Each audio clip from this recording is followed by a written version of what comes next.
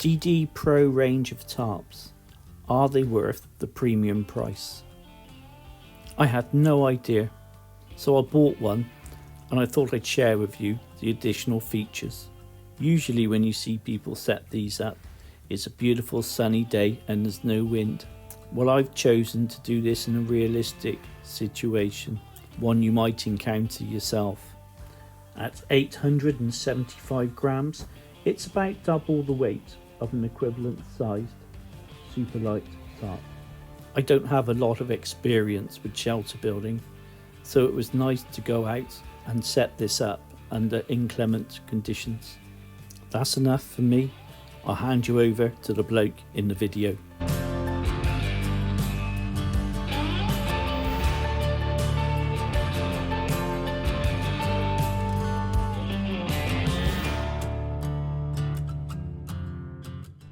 I picked myself up one of these DD tarps. It's the 3x3 Pro version in multicam. I'm not a multicam person, but I really like the look of this and I thought, you know what, I'll just go for it. This is the first time I've ever set up a tarp shelter in these conditions. It's not been easy, so it might be a little bit rough and ready on the videoing.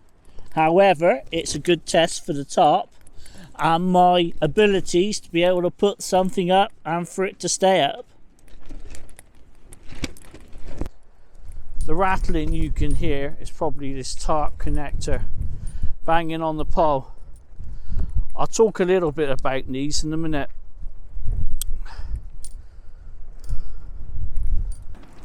So what do you get for your money? Well, obviously you get the 3x3 tarp and it's got some extra attachment points.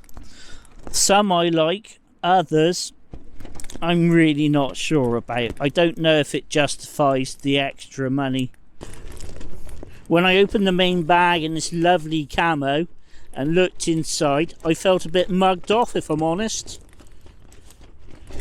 I got a green peg bag, which I was expecting for the Pro version I would get a camo peg bag.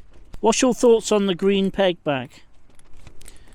Am I kind of being overly disappointed, or is it something that you would be unhappy with as well? Buying a Pro camo version of this, would you also expect the peg bag to be in camo? Also, you get your 4 standard steel pegs and 4 cords with toggles. You get an extra 2 of these. There's one either side of the ridge line, which I think is the most useful addition to the tarp. You also get these grommet holes on every attachment point. Now the finish on these I don't think is particularly great, because you've got these grommets and they kind of seem to be offset. I'll show you another one. Some are more central than others. Overall, the build quality is what you'd expect from DD. It's pretty good. You've also got some of these Velcro attachments. They've simply been stitched there behind the reinforcing, and the idea of that is to keep your guy lines tidy. So to quickly recap, you get an extra 2 tie-off points, you get 16 eyelets, and you get 8 of these Velcro loops. You also get buckles. There's 9 male on one side and there's 9 female on another side.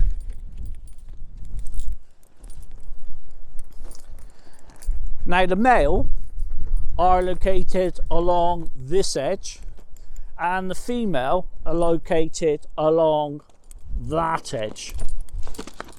The main reason that these buckles are on here is so that you can attach an additional tarp.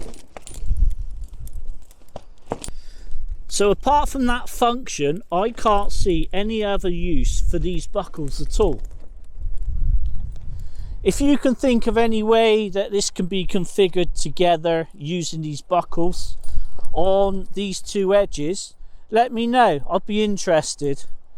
I've had to play around with them, but I can't really see much in the way of benefits unless you was to use this as a ground sheet underneath, and then you could be able to clip together both halves but that would make a big triangle kind of shape. So I'm a bit confused as to how well or how useful these are. So as at filming this today, if you went on to the DD Hammocks website and you wanted a 3 meter by 3 meter tarp, you could pick yourself up an olive version for £39. If you wanted a camo, it would cost you £47, which is fair enough. If you wanted a pro version in camo, it costs you £63. So do the additional features actually justify the additional cost? The only additional feature I like are these 2 tie-off points. I can see that being really useful. If I wanted to turn this into kind of an A-frame, I can pull the sides out. The eyelets, I'm not overly bothered about those. As for the 8 pieces of Velcro, I feel that's kind of like an afterthought, so they can justify the higher price for the pro version of the tarp. And also these male and female buckle halves, I could do without these.